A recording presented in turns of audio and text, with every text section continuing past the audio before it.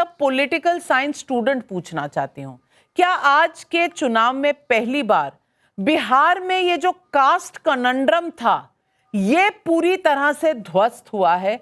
क्योंकि कास्ट से ऊपर उठकर अगर यादव बेस्टियन में, अगर रूरल बेस्टियन में, अगर माइनॉरिटी बेस्टियन में एनडीए की सीटें ज्यादा आ रही हैं, तो फिर इसके मायने क्या हुए?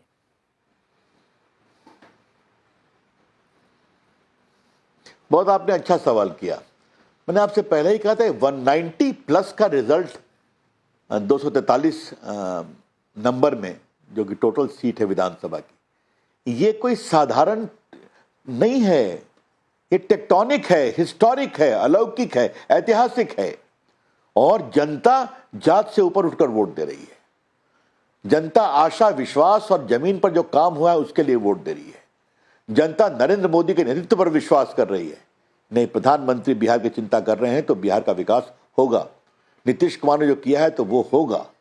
ये एक बहुत बड़ी बात, इसको समझना चाहिए कि मैं तो आपसे कहूंगा कि बिहार का ये चुनाव दुनिया, चूंकि आपने एज ए पॉलिटिकल साइंटिस्ट मुझसे पूछा, वही मेरा विषय भी रहा है, दुनिया के लोकतांत्रिक चुनाव का एक केस स्टडी बनेगा ये, कि बिहार में 89% या लगभग 85% लोग जो रूरल हैं वहां भी नरेंद्र मोदी जी की पहुंच है, वहां नीतीश जी की पहुंच है। ये बदलाव तब होता है। लेकिन अगर लोग कहें कि ये 10,000 रुपए जो चुनाव के अनाउंसमेंट से 2 दिन पहले दिए गए, ये उसका असर है, तो आप क्या जवाब देंगे?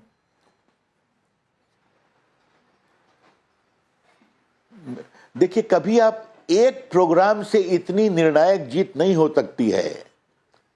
वो एक एडिशनल हो सकता है जितना, क्योंकि over the years Nitish Kumar की सरकार और मोदी जी की सरकार ने महिलाओं को जो एम्पावर किया, साइकिल दिया, पंचायत में आरक्षण किया, नगर निकाय में आरक्षण किया, इतनी बड़ी संख्या में क्या सीआरपीएफ, क्या आर्मी और क्या बिहार पुलिस में महिलाएं आई हैं, ये पूरा एक प्रोसेस है। इस बात को समझिए आप। आजीविका दीदी करोड़ों में जो आई हैं, तो उस एम्पावर्ड में ये एक एडिशनलिटी होती है। आप बाकी काम नहीं करिए कि आपने झुंझुना दिखा दिया, इससे इतना मैसिव रिजल्ट नाविका जी नहीं आता है। यही मैं आपको कहने की कोशिश कर रहा हूं। इस दिशा में बिहार अब परफॉर्मेंस की ओर जा रहा है, बिहार अब आशा की ओर जा रहा है। हमें बिहार को आगे बढ़ाना है और मुझे पूरा विश्वास है इस मैसिव रिजल्ट के बाद वहां बहुत इन्वेस्टमेंट आएगा। यूं ही बिहार में बड़ी संख्या में अपैरल इंडस्ट्री, आपके इथेनॉल इंडस्ट्री, बिस्किट इंडस्ट्री बड़ी संख्या में आई है और भी आएगा।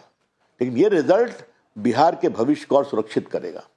रविशंकर प्रसाद जी, ये अप्रत्याशित जो जीत है और रिकॉर्ड विक्ट्री इसलिए है कि ये 5वीं बार एनडीए का कॉम्बो जो है वो जीत रहा है। 5वीं बार अगर प्रो इनकम्बेंसी और उस पर मार्जिन बढ़ाना, ये अपने आप में रिकॉर्ड्स हैं। मुझे लगता है गिनीज रिकॉर्ड्स अब पुराना हो गया, कोई नया रिकॉर्ड ढूंढना पड़ेगा। मोदी रिकॉर्ड बुक बनाइए रविशंकर प्रसाद जी, क्योंकि जनता कह रही है कि ये इस तरह का जो परफॉर्मेंस है अभूतपूर्व रहा है। और एक और भी मैं ट्रिविया बता दूं रविशंकर प्रसाद जी, आपको धन्यवाद करने से पहले, वो ये है कि 1951 से अब तक के जितने चुनाव हैं, अगर वोटर टर्नआउट 60% से ऊपर होता है तो आरजेडी जीतती है, और 60% से नीचे होता है तो नीतीश कुमार जीतते हैं।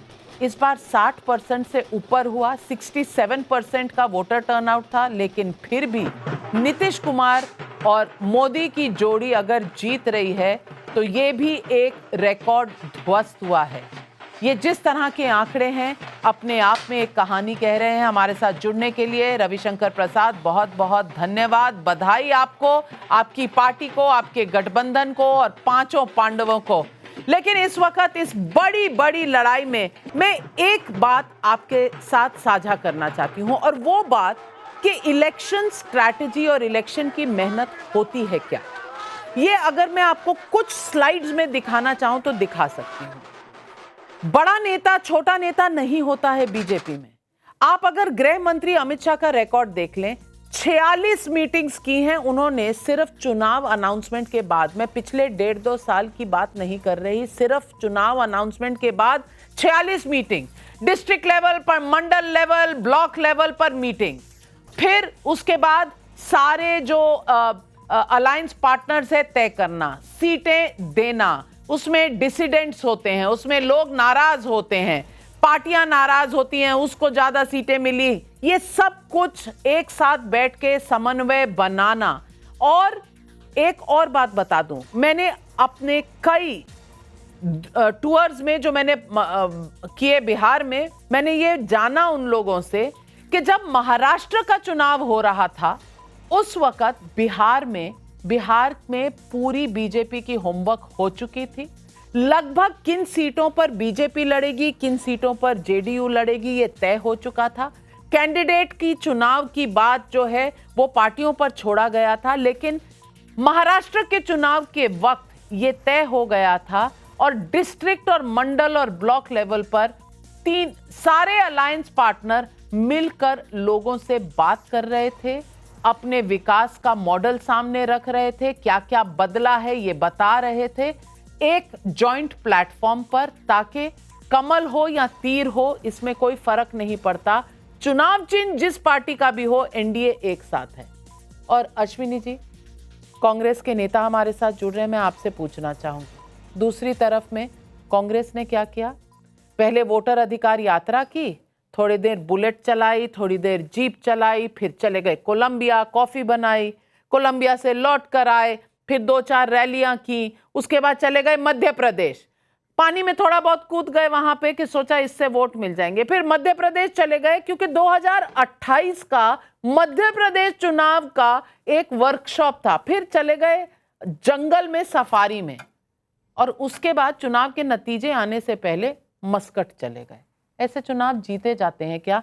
आपके नंबर जो हैं मुझे चिंतित कर रहे हैं। 6 मार्क्स लेकर 5 हो गए, हाय हाय हाय हाय 5। मैं मां हूं, बच्चों के ऐसे मार्क्स आए तो मैं क्या करूंगी उन बच्चों का, आप जानते नहीं हैं, लेकिन 5 नंबर लेकर आए हैं 60 में से, 10% से कम। अश्विनी जी, क्या होगा आपकी पार्टी का? नाविका जी, पहले तो मैं रविशंकर प्रसाद जी के साथ आपका वार्तालाप सुन रहा था और मुझे बहुत खुशी, उन्होंने 10,000 को जो लास्ट में दिया है उसको एटलीस्ट झुंझुना तो बताया कि लास्ट में हम झुंझुना दे दें, तो मैं बहुत स्वागत करता हूं उनके स्टेटमेंट का, क्योंकि बिहार की जनता को सरकार ने झुंझुना ही दिया है। रही बात कांग्रेस पार्टी की, तो एक शिवमंगल सुबन जी की 2 पंक्तियां हैं, मैं को कहना चाहूँगा कि क्या हार में क्या जीत में, किंचित नहीं भयभीत में, संघर्ष पथ पर जो मिला ये भी सही वो भी बेटा सही। जी, आप ऐसा करिए, आप या तो कोई एनजीओ ज्वाइन कर नाविका जी, लीजिए और या किसी मुशायरे पे चले जाइए, नाविका जी, क्योंकि मुझे लगता नहीं है चुनाव में आपकी कोई विशेष रुचि रह गई है। देश की जनता के हितों की बात करते हैं, करते रहेंगे, और राहुल गांधी जी का आप बार-बार नेपाल जैसे हालात हो जाएंगे, बाय सेइंग कि हमारी